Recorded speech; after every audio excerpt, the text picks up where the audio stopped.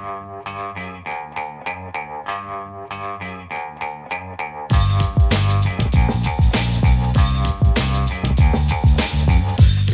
the Brian Lehrer Show on WNYC. Good morning, everyone. And go New York, go New York, go New York, go, right?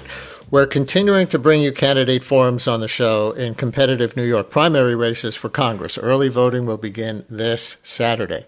Today, it's the three Democrats vying to succeed retiring member of Congress Nydia Velázquez from parts of Brooklyn and Queens. They are Brooklyn Borough President Antonio Reynoso, State Assembly member from part of the district, Claire Valdez, and City Council member from part of the district, Julie Won. This is kind of a BQE district with areas on either side of the highway, you might say. In Brooklyn, they include Greenpoint, Williamsburg, Bushwick, the Brooklyn Navy Yard area, Broadway Junction, part of Cypress Hills.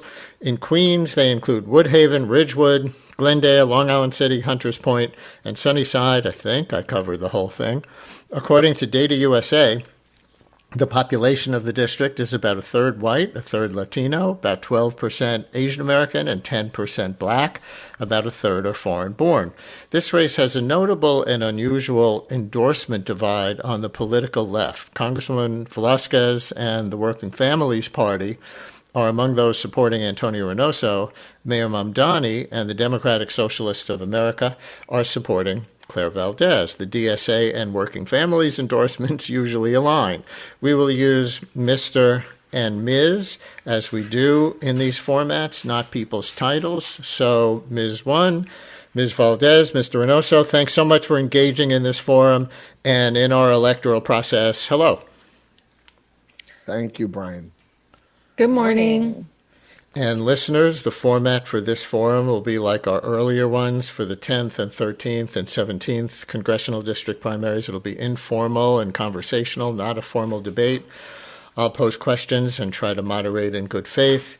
And listeners, once again, you can pose some questions too by calling or texting 212-433-WNYC, 212-433-9692.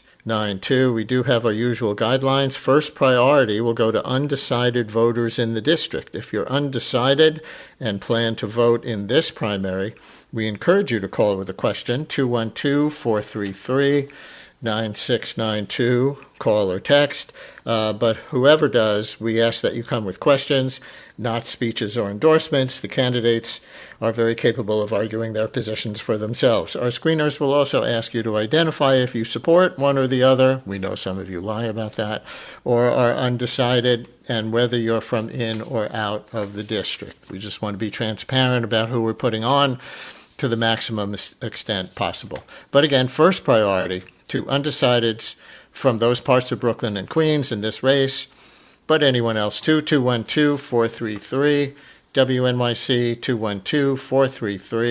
212-433-9692, call or text.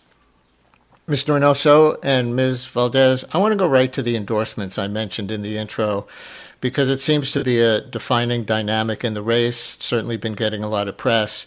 So, Ms. Valdez, you have Mayor Mamdani's endorsement and the DSA, while he has the Working Families Party and the current Congress member, Nydia Velázquez, who's retiring from the district. What, in your opinion, should this split among progressives mean for voters who might be very happy to vote for either of you if you weren't running against each other? Thank you, first of all, for having us, Brian. This is really exciting. This weekend we had a huge canvassing launch in Greenpoint. A couple hundred people came out to knock doors. I think we cleared over 20,000 doors knocked just this weekend. And for me, that's what this campaign is about. It's about grassroots energy. It's about people who are really dissatisfied with the political status quo and ready to organize to make this district reflect their priorities and their values. We're running to win Medicare for all, for unions for all, housing for all. And I'm really excited by how many people have come out to canvass. Over 27 people have signed up to 2,700 people have signed up to canvass. And we're just pressing towards Election Day. I'm glad there are more than 27. I'm sure there are that many for each of you. Well, as a follow-up, before we bring in Mr. Reynoso and then, of course, Ms. Won, are there any differences that stem from this divide? or just labels or loyalties or what you were just emphasizing, which is organizing power?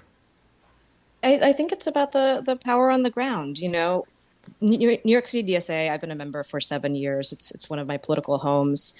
We've been organizing in New York City for years and have been able to elect socialists up and down the ballot. And I've been really proud to help canvass in districts across NY-7 over many years and really talk to people about the lives of dignity that we deserve if we take back power into our own hands and if we organize with our neighbors. So I'm really proud of that work, and I think we're going to see it reflected in the next couple of weeks. So, Mr. Reynoso, same question. What, in your opinion, should this split among progressives mean for voters who, I'll say again, might be very happy to vote for either of you if you weren't running against each other? Yeah, like I think that the Congresswoman Velasquez endorsing our campaign really sets the tone for what we represent in New York 7. Her work over the last 34 years have been deeply meaningful to this community, and she's been the progressive qualifier of New York City for decades. She was the first non-DSA candidate, non-DSA elected to endorse Zohran Mamdani, the first congressional elected to support Zohran Mamdani. And I think what we believe in New York 7 and what I think is important is that a coalition, a diverse and broad coalition, is what's going to get a candidate over the top here. It's about bringing everyone together. It's about having conversations with the entire progressive movement and reflecting that in the campaign to push our candidacy through. It's why we have the Working Families Party, Jumaane Williams, Tish James, the majority of the unions, all the local organizations like Churches United for Fair Housing, Make the Road New York, and NYCC. So for us, I think what the divide is built on solidarity in a broad coalition versus membership. Are there any issue differences that you would identify that stem from this divide, or just the various labels and loyalties? I think it's a lot of labels and loyalties, but there are divisions and things that separate us as well. ICE is something that's deeply important to me, and abolishing ICE is deeply important to me, and something that I think we need to take on day one. And Brian, if you recall, there was a rally in Wyckoff Hospital in Bushwick about a month ago in which we saw that there was some suspect coordination between NYPD and ICE. And what we did is that the next day we showed up and we rallied. The community came together and made very clear to Mayor Mamdani, to the NYPD, that coordination doesn't happen in New York City between ICE and the Right. NYPD. But are you saying that this is, and I'll give her a turn to reply, and then Ms. One, I promise we'll get to you and give you fair time. You're not saying that this is an issue difference between you and Ms. Valdez, who's also very critical of ICE. I think she says abolish ICE. Are you? Yeah, no. I think the difference is that when it happened, I showed up the next day, and Ms. Valdez waited for a statement from Zohran Mamdani because she's beholden to the powers of the new administration, the same way all political machines are, versus me, who day one, I'm able to stand up and always fight and say what I believe is in my heart and in my conscience without having to wait for bosses to tell me how to move. All right. Well, Ms. Valdez, you got name checked and accused of being beholden to, I guess, Mayor Mamdani, who now gets labeled a boss. So go ahead and reply. Yeah, no, Brian, last year I and other colleagues were arrested at 26 Federal Plaza trying to inspect the conditions that we knew our constituents were being held under, deplorable conditions. And when we went to try to see what was happening, ICE detention guards, they taped the door shut, they zip tied the door handles, and it's outrageous. I was the first person in this race to put out a comprehensive immigration platform. When one of our high school students at River Cleveland was kidnapped last year, we stood by him and his family and made sure that he was able to come home safely. And just this past Friday, there were ICE raids in Ridgewood and Glendale, and I was there making sure that we had people on the ground keeping eyes on these vehicles, reaching out to the families to make sure they were getting the legal assistance they needed. I've been very clear on my stances on ICE, the need to abolish it and demilitarize our border, and to address the conditions that have made this that make people flee to the United States for safety around the world. So my stance on this is very, All very right. clear, and I have a record to All stand right. on there. Ms. One, thank you for your patience, and you get your turn here too, of course. Even without those endorsements, how would you compare yourself on the dynamics they've been discussing? Good morning. It's so good to be here. And I know that NY-7 is a special place because you have three very strong candidates who are progressive and will continue to fight for progressive values. For me, my difference is that I'm not beholden to anybody in this topic of conversation. I've always been independent, and I've always come from my community, from organizing and being part of the neighborhood and coming up through the ranks of just being part of our mutual aid, being part of the community board, being on the board of local nonprofits. I first started out in 2021 from a non-traditional background, working in tech for 10 years before I pivoted, only because I saw my own neighbors, because I lived 3 blocks away from Queensbridge Houses, the largest public housing network in the whole entire country, where children were sitting outside in the cold in the dead of the pandemic because I was their only source of internet using Link NYC beacons. And lo and behold, without any political backing then, without any political connections into the establishment of sitting elected mayors or whoever, or labor unions, we were still able to win a very crowded primary of 21 people when we first started. And within 6 months of being elected, I got free internet and cable TV for every single public housing resident in my district. And now that program is available citywide with 80% adoption rate. And I'm proud to have been endorsed by Senator Andy Kim of New Jersey and Congress members Marilyn Strickland, Jill Takuda, Dave Min, Derek Tran. I'm also endorsed by Senator John Liu, Assemblymember Ron Kim, Councilmember Chanel Thomas Henry, AAPI Victory Fund, Aspire Fund, Vote Mama PAC, CAFO Fund, Asian American Action Fund, Vote Run Lead, Tri-State Women, as well as Jim Owl's Democratic Club. So we are building a coalition that is across the board for everybody in this district, and being a unifier of, while there is a lot of divisiveness within the Democratic Party right now, especially amongst the left, that people have options because you have three great choices in this district, and people can check us out and see who resonates with them the most. Ms. One, and then Mr. Reynoso, why haven't you joined the DSA as Ms. Valdez have? Do they go too far on some things for you, or why else not? Ms. One? I was once a dues-paying member, probably back in 2020. It was shortly after Congresswoman AOC was elected and when Councilmember Tiffany Caban was running for office. And that's what attracted me to the DSA, because it's really important for me to, for example, get big money out of politics. I don't think super PACs, and from what I understand of the original Democratic Socialists of America, is that we don't want unidentified money.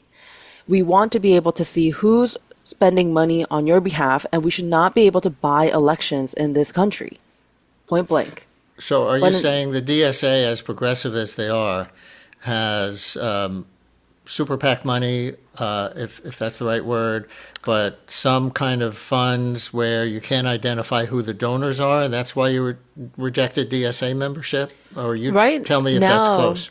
Right now, there has been a very big shift because I think with all organizations, as more and more people get elected, it becomes more and more machine-like. From what I understand that my constituents have told me, there's 5 different super PACs that are sending mailers on behalf of Claire Valdez. And for that to be seen in real life is really daunting for me. And it can cause a lot of disillusionment in our community when we have been fighting to get big money out of politics, that you're not just purchasing an election. And we want to see a difference because we want to be able to see who is donating to you in real time with donation limits so that you can know how much was spent by whom and what industry do they work in. And I think that fair transparency is All right. necessary for a clear democracy. Ms. Valdez, of course, you'll get to reply, but Mr. Reynoso, you get your chance to say, why haven't you joined the DSA as Ms. Valdez have? And I did see that apparently you and Ms. One put out a joint statement today on this, what you're calling super PAC money that's going to Ms. Valdez. But why haven't you joined the DSA, given your progressive views?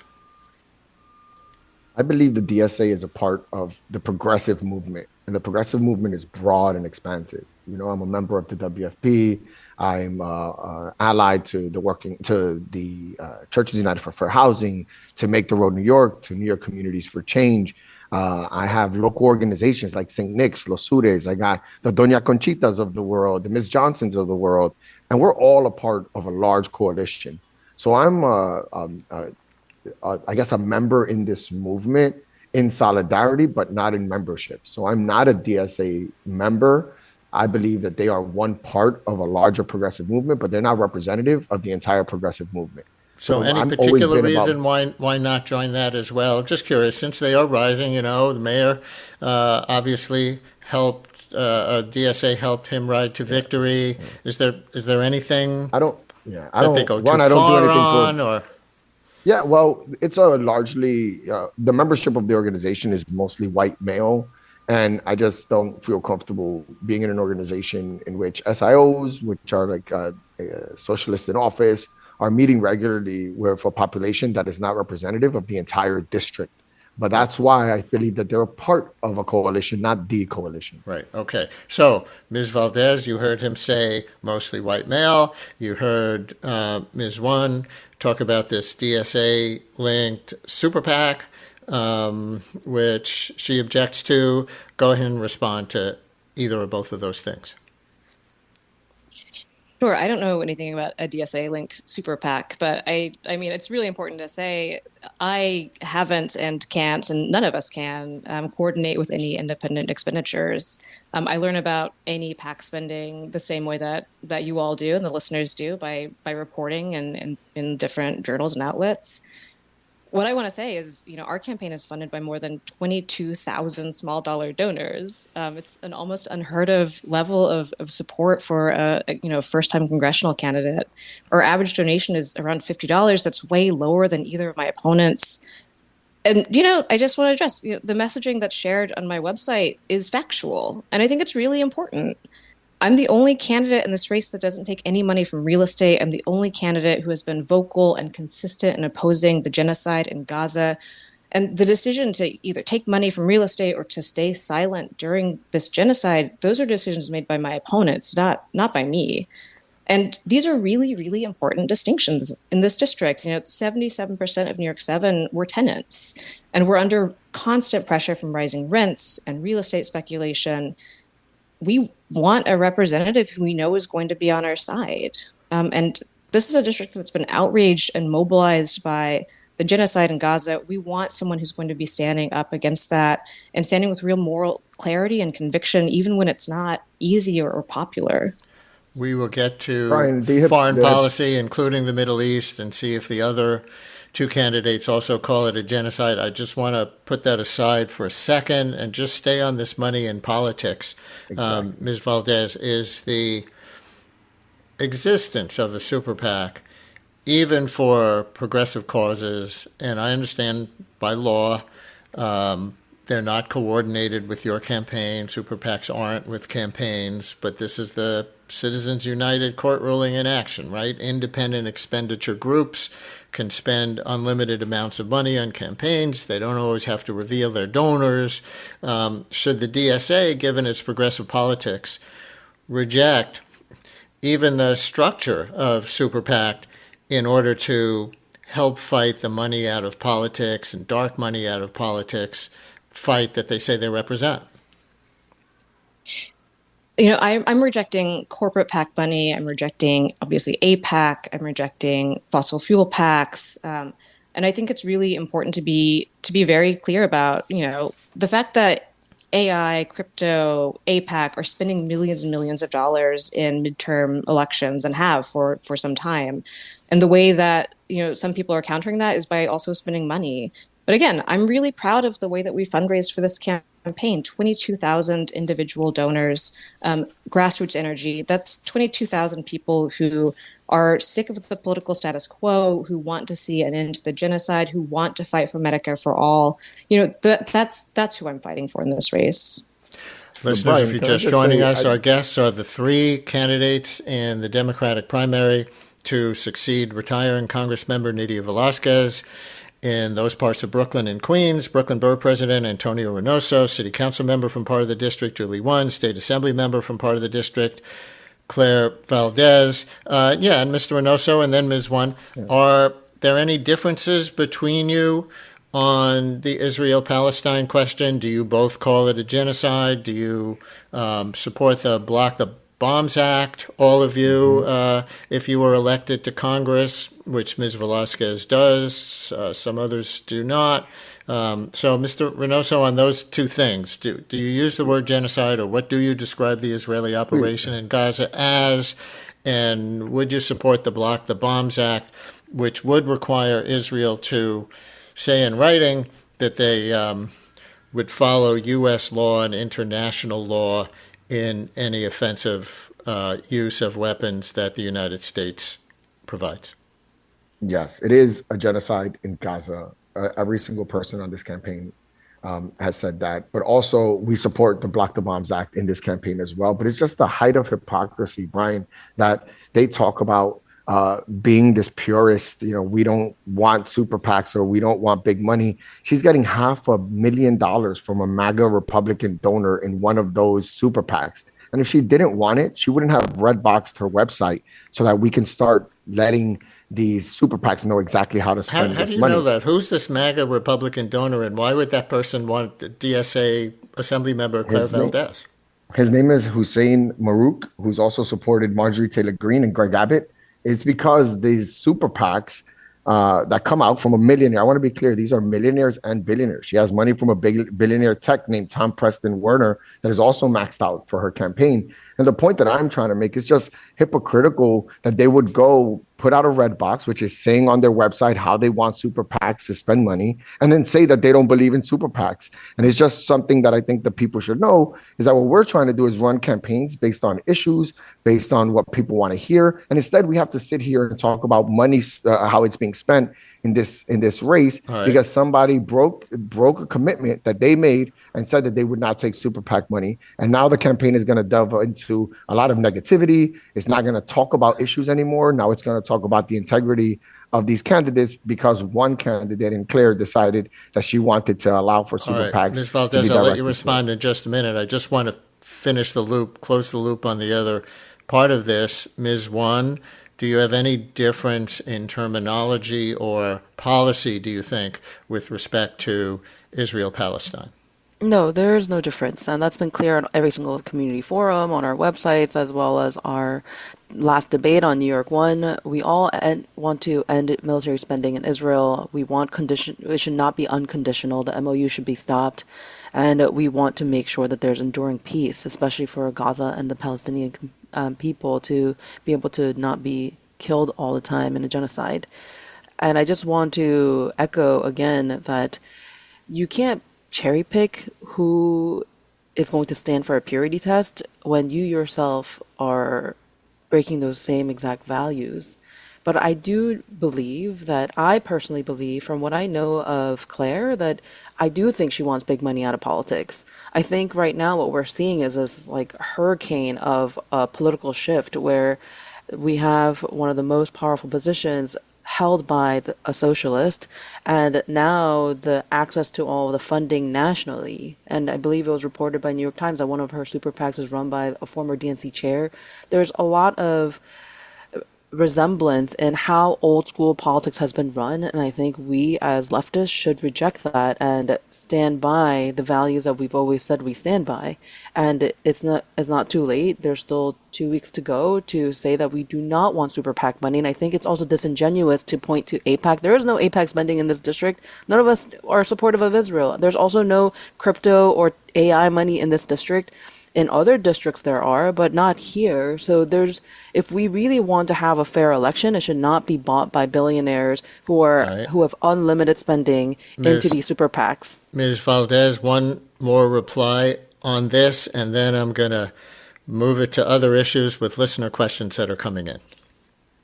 Sure. Thanks, Brian. Since you asked about Israel and Palestine, I just wanted to say this is a huge distinction between myself and my opponents. I have been outspoken and very clear on this issue since the genocide began, and since before it was politically comfortable to be speaking out. When I ran for Assembly, Solidarity PAC, the local version of APAC, spent $40,000 against me because they knew that I was going to be a champion for Palestinian human rights and stand against the U.S. funded genocide in Gaza and the Israeli apartheid state. I have the record to stand on this. The borough president first called it a genocide when he launched his campaign a few months ago.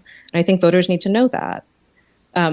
Regarding PAC spending, I don't know who these donors are or what they're doing with the money that they're spending here.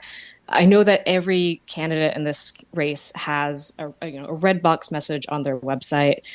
Labor unions. I do not. Yeah, we had to do it after you did it because now we can't allow for your lie and your commitment to not taking super PAC money to decide the outcome of this race. We didn't want millionaires involved, and now in order for us to combat the Brooklyn Borough President, finish your response, Ms. Valdez. The Brooklyn Borough President has had a red box in his campaign since shortly after we put ours up. So I just want to make that abundantly clear to everyone. After you. And labor unions, WFP, so many other organizations have super PACs, and they spend money because they're trying to spend money against the influence of, again, APAC, cryptocurrency, et cetera. The donor that the borough president mentioned is also a major donor to the Working Families Party of New York. So I just want to be really clear about the spending that's happening in this race. And again, that I have 22,000 people who've donated this campaign because they believe in a future where we have Medicare for all, where ICE is abolished and the genocide is ended once and for all. We will take a break and continue with the three candidates running in the primary to succeed: Congresswoman Nydia Velázquez, Brooklyn Borough President Antonio Reynoso, State Assembly member from part of the district Claire Valdez, City Council member from part of the district Julie Wan, and we're going to try to take your calls and texts for the rest of the segment right after this.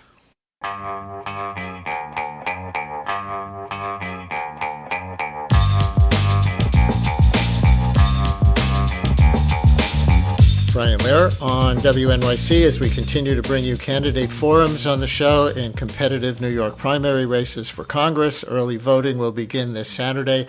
By the way, tomorrow night, WNYC's Bridget Bergen and Errol Lewis from New York 1 and I will all be moderating an actual debate in the 12th Congressional District. That's the one that Congressman Gerald Nadler is retiring from. We will have 5 candidates on stage at Baruch College tomorrow night. That'll be live on the station at 7 o'clock tomorrow night, as well as on TV on New York 1. We'll also play excerpts here on Wednesday morning. But right now we continue with the 3 candidates vying to succeed retiring members of Congress Nydia Velázquez from parts of Brooklyn and Queens, City Council member from part of the district Julie Wan, State Assembly member from part of the district Claire Valdez, Brooklyn Borough President Antonio Reynoso. And let's take a phone call. Here is Catherine in Greenpoint, who says she's an undecided voter in the district. Catherine, thank you for calling in. Hello. Hello. Hi there. I think we have you now. Oh, wow. Oh, amazing. Thank you for taking my call. I'm calling from the Bushwick Inlet Park. It's a waterfront park promised in rezoning in 2005. But my question is about, the New York, this is a publicly owned site. It's owned by the MTA. And there is a private developer that's advancing a major residential development on publicly owned waterfront land, despite significant community opposition and growing concerns about climate vulnerability. We have more than 5,600 petition votes. The debate here raises a national question. As cities race to address housing shortages, they are placing climate adaptation goals, environmental justice concerns, and public land stewardship at risk. And so why does this matter beyond Brooklyn? Monitor Point is a test site for cities nationwide as governments seek to accelerate housing construction while simultaneously adapting to climate change. How are these being So you're against, mitigated? just to be clear and to move it along, you're against housing on that site. Is that right? Yes, because this is a historic wetlands. It's in a FEMA designated special flood hazard area. It's a Okay. historic wetland floodplain, and it's adjacent to this Bushwick Inlet Park that we've been fighting for, and it is, over 1,100 units of housing, the largest housing development in our waterfront, even though Got it. we've had the most amount of new housing. Thank you. Thank you very much for that question. And in fact, I'm going to pile one on top of hers. And Ms. Wan, you'll get to go first this time. As part of the affordability agenda of Mayor Mamdani, he visited President Trump at the White House, and they came out with joint support for the big proposed housing development in the district over the Sunnyside train yards. So I want to get all of you on whether you support those thousands of apartments there, and of course to the caller from Greenpoint's question about housing at the inlet. Ms. One first. Thank you. I've been on the show before to talk about Sunnyside Yards. I support the housing, but there are issues with the project itself. So feasibility, the cost, the $21 billion, there's currently no congressional appropriation for that amount of money. Congresswoman Nydia Velázquez, who currently represents it, was not consulted before the announcement was made. So we also don't know what the legal process will be. Will it be a ULURP? Will it be a GPP? These are things that the community and I are very concerned about, that we want to know the answers of. We currently have no answers, but if we were able to get all the pieces at play to make sure that we get it lawfully from Congress through an appropriation, and we also know what legal process the mayor wants to take us through for this approval, and the community input has been brought in, and there's alignment, we would be fully supportive of the project. I think a lot of the pains are the same that I echo what I'm hearing from Catherine, where there's been a lot of projects throughout history of New York City where they've been made without the consultation or the agreement and alignment of the people who currently live there. Bushwick Inlet Park has been promised 20 years ago, and piece by piece it still remains an empty land when they really should have the ability to enjoy the waterfront and the green space that they're owed, because both Western Queens and North Brooklyn has one of the lowest green space per capita. So the city has not done a good job, and the state government has not done a good job of keeping the promises of these rezonings. And that's what creates all of the misalignment and conflict when we have new rezonings. And that's what I've had to do for One Law in the City, Innovation Queen, Sunnyside Yards, where I have to say, yes, I know the city has failed to open up these new schools, and now we have long wait lists. Yes, we have all this flooding because we built all this density, and the city failed to upgrade our sewage and plumbing. And therefore, since taking office, we've had to spend over $2 billion in making sure that we're upkeeping with the promises of every single rezoning passed, the ghosts that I have to fight because it haunts us, and we have to be better as a government to make sure that we're doing comprehensive planning. And Mr. Reynoso, same question. Yeah, so we obviously support any funding that can come to this city for housing development, but Councilmember Juan is right. At this point, we don't know where the money is. It was just a statement made publicly. None of the money has come to the state or the city. And we all know even when the money gets here, depending on what side of the bed Donald Trump wakes up on, he's could easily claw it back the way he did with a windmill project in Sunset Park, which he did the tunnel from New York to New Jersey. It's just not something that we can rely on. And we have a long way to go before we ever see that money and a community process moves forward in Sunnyside Yard. The Bushwick Inlet conversation we're having on Monitor Point, we should be negotiating right now to ensure that the city follows through on its commitment to finish the development of the park space within the Bushwick Inlet. And it's a priority being set forth by the local council member. But we're inching close to 50% affordable housing in this development. We have a housing crisis that has us with over 100,000 people in homeless shelters and rent that is unattainable for a significant amount of people in the city. These are hard things to do, to take a position that can politically hurt you, but that we need and is necessary for the greater good of this city. So the support that I gave was for 50% affordable housing and the full renovation and completion of Bushwick Inlet, but it is a project that I support if we get to 50% affordable housing. Interesting. Ms. Valdez, any disagreement there? We're in the midst of a housing crisis in New York City. Like I said, 77% of this district are tenants. We're facing all kinds of pressures from rising rents and being displaced from our homes. So I think it's really important that we kind of foreground the fact that this is a real crisis. On Sunnyside Yard, we're looking to the federal government for big investments in housing. This project has a lot of potential, not just to bring us more housing, but for good union jobs, for more green space, public transit investments. But the devil will obviously be in the details, and we have very little information to go off of at this moment. I'll say I'm glad that the mayor is kind of meeting this kind of moment of crisis with a real scale of ambition to address it. On Bushwick Inlet Park, and thank you, Catherine, for calling in.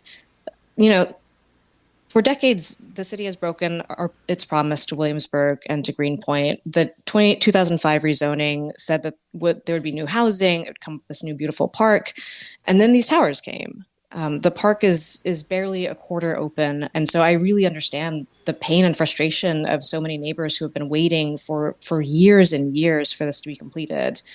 For my part, as a member of Congress, I want to fight for social housing, public housing that's built on publicly owned land. Because if it's on publicly owned land, it needs to serve the working class of New York City. And right now, this proposal does not do that. We also just have to take on the oil and gas industry that's left Bushwick Inlet Park in this really toxic state that's required, these decades of cleanup. These are the people that are responsible for the pollution, and they need to pay to clean it up. So the city needs to get moving on the park, and we need to lead with social housing and housing and have a federal government that's going to be really ambitious about meeting the scale of the housing crisis in New York City.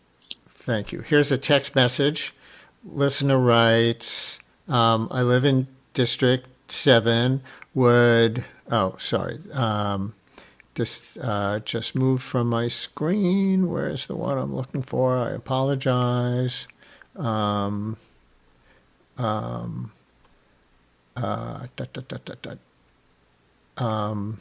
I think I'm going to have to summarize. Oh, here it is. I'm an undecided voter who lives in the district.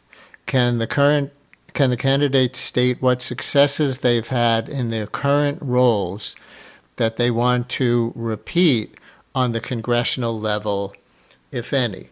And I think that's an interesting question, partly because we have three of you currently in government, but in very different jobs. Brooklyn Borough President, member of the State Assembly, member of the City Council. So briefly for each of you, because we're starting to run short on time, is there something, Ms. Valdez, I think it's your turn to go first, something about being in the State Assembly that qualifies you to be a good legislator in Congress or be the best of the three? Pretty briefly on this, but you go ahead. Sure, and we touched on this a little bit in our previous conversation, but something that I'm incredibly proud of is in the New York State budget that we just passed a few days ago, I and other colleagues, shout out to Senator Kristen Gonzalez, led on the effort to win $100 million for publicly owned renewable energy, money to go to the New York Power Authority. And this is really important because this is the only way that we can not just transition to a green New York, but also bring down utility costs and take on the private utility companies that have raised our bills and have destroyed our environment. This is the path forward, and it means that we don't have to sacrifice a green, livable planet for affordability. So I'm really proud of that investment. There's one example. Ms. One, for you as a member of City Council. Within the last 4 years, we've been able to build and improve 32,000 units of housing.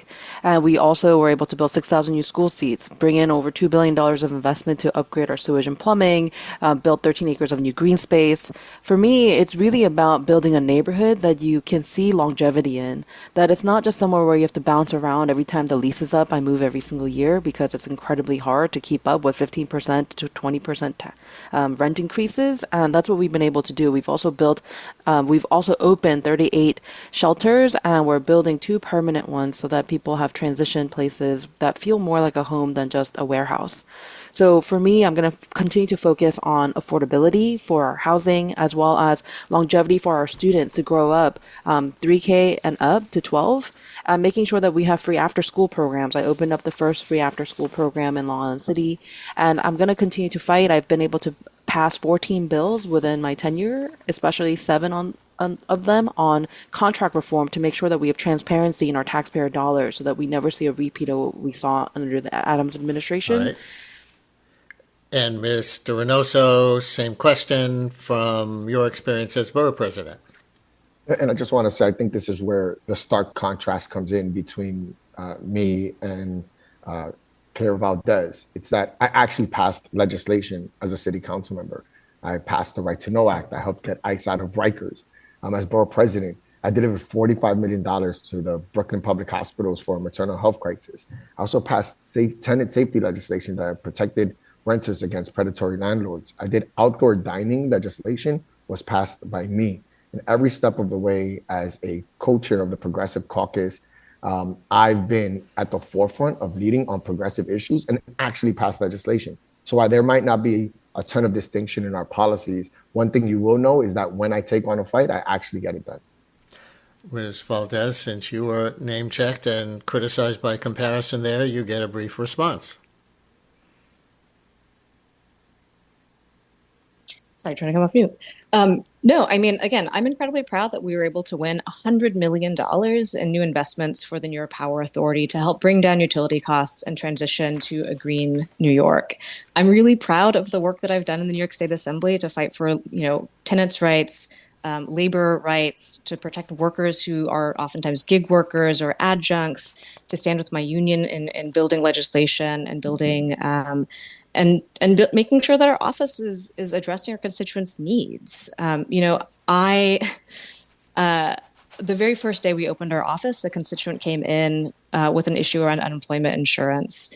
We were able to help her with that case, but more importantly, we were able to think about how this system has failed so many working people at moments of a real crisis in their lives, and build out legislation to make the benefit better, to make it easier to access. I think that's a really important way to approach constituent services and the legislative process. Couple of sort of lightning round questions, and then we'll do closing statements. What committees would you each seek to join or seek leadership roles in? Congresswoman Velasquez, when the Democrats had the majority, was chair of the Small Business Committee. She's also been on financial services and natural resources. Let's just go down very quickly the row here and see if any of you already have your eyes on certain committees. Mr. Reynoso, do you? Hey, hi, Brian. Yes, absolutely. But I do want to say that outside of just wanting a committee, I believe that the Democratic Party should make it so that freshman representatives could chair committees. The brightest and talent and best communicators are the younger class of congressmen people that are coming to Washington, D.C. And I just want to make sure that we don't allow for seniority to be the only way that we see leadership. And I would love to be part of the Oversight Committee, Housing Committee, the Oversight one specifically, to hold people accountable for the laws that are being broken, to make sure we can subpoena them, hold investigations, and really show people that when you break the law in this land, that you are held accountable. Ms. Wan, what committee or committees? I'm interested in the Science, Space, and Technology Committee, especially within it, the AI task force, because we have to have accountability and we have to have a long-term plan in this country on what we're going to do during the AI revolution, as we're losing hundreds and thousands of jobs every single year to automations. So with my technology background, I feel especially equipped. Right now, I'm the Workforce Development Chair in the City Council, and I was Contracts Chair before. I'm also interested in the Housing Committee because we have a housing crisis. And Ms. Valdez, committees. Sure. I come out of a labor background.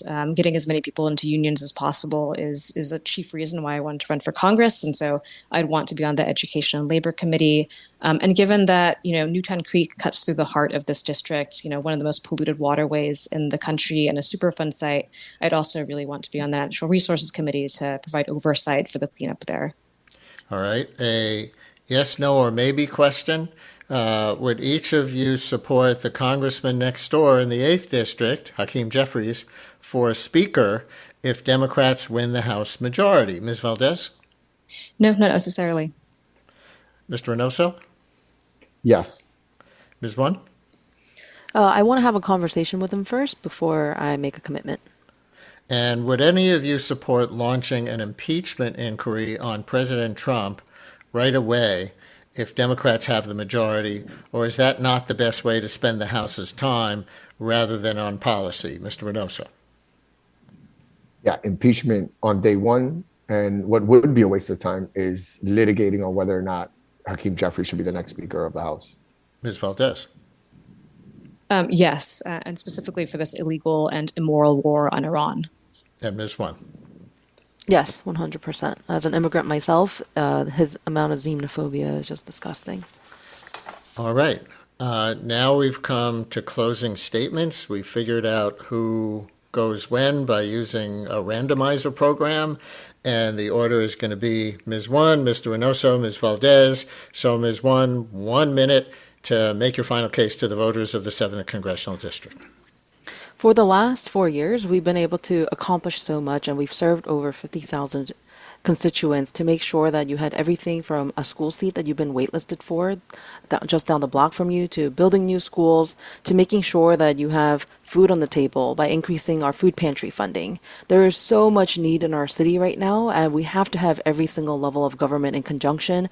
Right now, the amount of federal funding for our public schools, amount of federal funding to our SNAP benefits, the amount of funding cuts to our healthcare benefits. These are all things that we need to make sure that we have a fighter for. And I've shown in my record in a very short amount of time that it is possible when we work together. And I just thank all my constituents for organizing with me for the last few years. And I look forward to seeing you at the polls on June 23rd. Make sure to vote, have a voting plan. And I look forward to having many more conversations in the future. Mr. Reynoso. Yeah, thank you, Brian. Look, I'm a son of immigrants that grew up in the late 1970s that came here with no money. So government programs, they put clothes on my back and a food on our table. And the community really built me from the ground up. And people like Nydia Velasquez, they showed families like mine that government could actually work and be a force for good. And that's exactly why I'm running for Congress, to rebuild this American dream that my family was awarded. And I want to bring progressive politics, not performative politics, to Congress. I want to solve for the problems that we really have. And I know what's next. We need to abolish ICE. We need to tax the rich. We need to protect workers and build housing. And we need to guarantee healthcare for every single person in this country. And I've already done that. I've passed meaningful pieces of legislation and taken on tough fights. And I promise that I'm going to continue to be not only the most progressive council member in my time, the most progressive borough president in the history of this city, I'm going to be the most progressive congressperson in the United States of America. And I'm looking forward to it. And it's why Congresswoman Nydia Velasquez, Attorney General Tish James, and the Working Families Party are with me in this race. Thank you. And Ms. Valdez. Thank you again, Brian, for having us all on. Bosses and billionaires are crushing us, raising our rents, stealing our time, controlling our lives. And I know what that's like. I spent years in minimum wage jobs with no say over my own life. Then I got a job at Columbia, a union job at Columbia, and together with my coworkers, we took on a nearly $16 billion endowment institution, and we won. That's what my union taught me. When working people stand together, we can beat the boss. We have a fascist in the White House, ICE is kidnapping our neighbors, and we're spending billions of dollars bombing refugee camps abroad. What we need in Congress right now isn't just another career politician. We need an organizer, someone who knows how to fight back and to win and will stand up for what's right, not just what's safe. I'm running to abolish ICE, to end the genocide, to guarantee unions for all, homes for all, and Medicare for all. Because workers deserve it all. Not lives ground down by bosses and landlords, but the good life. And I hope to earn your vote on June 23rd. Well, thank you all for participating, engaging in this, as well, as I said at the beginning, in our electoral process. That is not easy for anybody these days and involves all kinds of risk and commitment. So thank you all for that. Thank you all for coming and engaging here. I think this has been a service to the listeners in the district. I hope so. Thank you all very much for being with us. Thank you, Brian. Take care. Thank you, Brian. Thank you, Brian. And again, our next engagement will be with the 5 candidates running to succeed Congressman Gerald Nadler, and that's going to be an actual formal debate with Bridget Bergen and Errol Lewis from New York 1 and me tomorrow night at 7 o'clock here on WNYC and on New York 1 on TV, and we will play excerpts and get your reactions to it on Wednesday morning show.